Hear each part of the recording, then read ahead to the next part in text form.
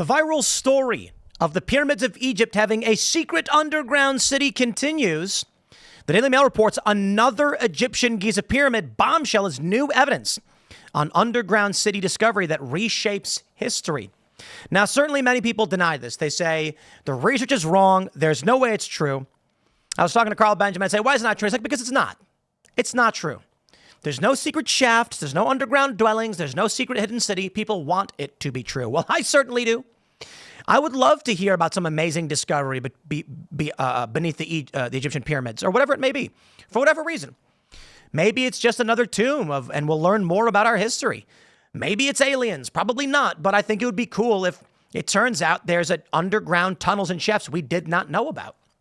Now, some people have said it can't be possible. There's water under the pyramids at a certain point. Who knows? Maybe the water flooded the tombs or whatever it is they built. Crazy, huh? Here's a story from the Daily Mail. A new development in the mystery of a purported city beneath Egypt's Giza pyramids could, if proven true, fundamentally reshape our understanding of human history. Italian researchers told Daily Mail that not only are the shafts and chambers they found deep below the Khafre pyramid 30,000 years old, but also the Giza complex. The Giza complex, consisting of the Khufu and Khafre and the Menkaure pyramids, is widely believed to have been constructed around 4,500 years ago. They proposed a pre-existing civilization built the complex, but the group was destroyed around 12,000 years ago by a divine flood triggered by an asteroid impact that left only the pyramids as the surviving megastructure. May, who visited the site 2 weeks ago, highlighted physical evidence saying, some blocks near the Great Pyramid entrance show clear signs of water erosion. Only certain stones are affected, suggesting part of the pyramid was submerged in ancient times. May also noted how thick salt and crustaceans have been found inside the Great Pyramid, which he interprets as proof of the ocean once flooded the Giza Plateau. Dr. Zahi Hawass, Egypt's former Minister of Antiquities, has consistently argued that the features some interpret as water erosion at the base are due to natural weathering processes and the salt originated from the limestones themselves. Interesting. Take a look at this. This is the image that they've been showing for quite some time that they allege exists beneath one of the pyramids. These shafts, which perhaps have stairs, maybe not. The enduring enigma of the Giza pyramid stands as a powerful and perplexing testament to the possibility, said May. Despite extensive research, the precise methods employed in their construction remains a subject of intense debate and speculation. He added that the logistical and technical capabilities required to carry, transport, and precisely position multi-ton granite blocks, some of considerable dimensions, from distant locations like the granite quarries nearly 500 miles from Giza, warrant deeper and serious scientific inquiry. I'll give you one potential. Time. That's it, time. Meaning, over a long period of time, maybe 100, 200 years, they were moving these blocks. That's the story for some of these pyramids. People don't want to understand that. They think it was built in a lifetime. Some of these pyramids, I was watching Ancient Aliens, no less. And they were talking about how there's this really big pyramid, but they can tell beneath it is a younger pyramid. And what happened was the people who lived there, what they believe happened. And again, Ancient Aliens, hey, surprise. They said that for the people who were eating fruit from the trees and fishing and had free time, they had nothing else to do. They started stacking blocks. They'd sit around stacking blocks. And it was generations. It was hundreds of years where they stacked blocks and built this big pyramid. In fact, look at the Notre Dame or the Basilica and things like this.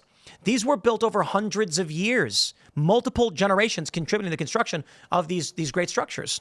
Why could the same not be true for the pyramids? They're going to say that May and his team, which includes Corrado Malanga from Italy's University of Pisa and Filippo Biondi from the University of Strathclyde in Scotland, took the world by storm last month when they discovered shafts and chambers. They claim they did. They also identified chamber-like structures more than 4,000 feet underground, which they speculated could be a long-lost city. 4,000 feet, a mile underground. Really? Yo, now we're getting to crazy territory. The discovery was made by collecting acoustics from deep in the ground, including seismic waves, noise from human activity, and photon interactions. To map the newly found shafts and chambers that extend more than 2,000 feet below the surface. Biondi said that these waves were collected by radar, specifically by analyzing Doppler centroid abnormalities, shifts or distortions in the frequency patterns used to detect underground structures or changes. However, Hawass told The National the claim of using radar inside the pyramid is false, and the techniques employed are neither scientifically approved nor validated. Interesting. They don't want to believe it. Researchers believe there are other structures reaching more than 4,000 feet below the surface. The scans captured structures extend along the northern side with a tuning fork shape. Now, the latest development from the Italian researchers is that the Giza pyramids also predate the oldest known man-made structure of its kind by tens of thousands of years, which is Göbekli Tepe in Turkey. The team based their claims on an early 2000s theory known as Younger Dryas, which is not widely accepted theory within the scientific community and is often viewed as fringe. Scientists have stated that there aren't any clues of an impact on Earth, but the Earth is 80% ocean, so it's possible the impact was in the ocean and water destroyed the preceding civilization that lived on Earth. He added that there are many signs across the world that suggest the existence of a preceding civilization, such as similar monuments in South America and China, even at Norfolk Island. But not only the monuments, even the myths are similar everywhere in South America, in Europe, Africa, and the South Pacific. There are legends that are similar to the other myths all around the world, said May. Biondi explained the pre-existing civilization in Egypt built the first city, then the shafts and the pyramid on top, creating a megastructure. The salt and crustaceans inside the pyramid, according to the team, were left behind from ocean water flowing into the structure.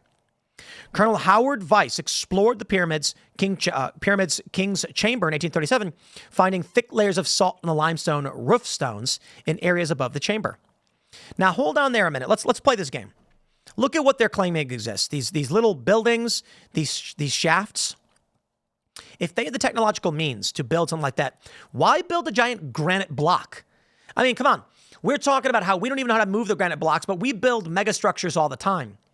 Could it possibly be, maybe, that there were larger structures? Imagine if they actually did build other structures and the pyramids and the granite stones were simple statue monument type things. Like we have statues, we have monuments, we build some pyramids. We have a Bass Pro Shop pyramid, one of the biggest pyramids in the world. Maybe they did have standard steel frame structures and the Great Flood destroyed it all. How would we know?